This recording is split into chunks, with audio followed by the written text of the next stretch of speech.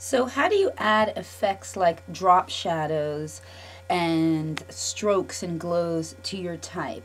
Well, the first thing you want to do is you want to select the type layer, and in your layers panel you want to go down here to effects, click and drag down and select any of these effects. It doesn't matter which one, it'll open up the same panel and they'll all be there. But let's start with drop shadow. So I'm going to select the drop shadow in the layer style, and now it's highlighted. And if you look, you can already see that there's a little bit of a shadow there. But I can tell it specifically what kind of a shadow I want. I can put in the exact size of my shadow. So let's say I want to put in 10 pixels for the size, and I want to put in for the distance of my shadow from where it starts, put in, say, 25 pixels. Notice how that shadow has moved back 25 pixels. I can also change the angle of the shadow. So depending on where I want the light to be coming from, I can decide that's where I want my shadow. So I'm going to put it back to what do I like? I kind of like it there.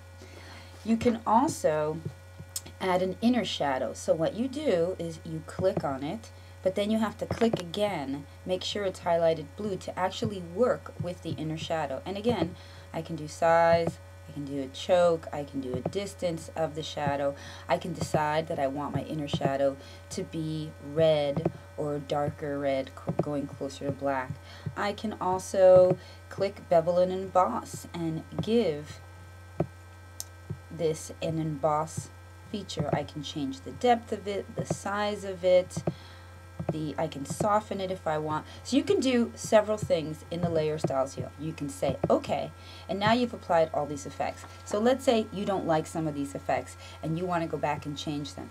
Easy enough, you just click on your effects again and you get the window, and you can actually turn off the effects and they're gone, and just leave something that you like, or you can change what you've already applied. So the drop shadow, say I'm going to try instead something like that, and I say okay. And I could take this type layer effect and I can also change its opacity right here if I want it to blend in more.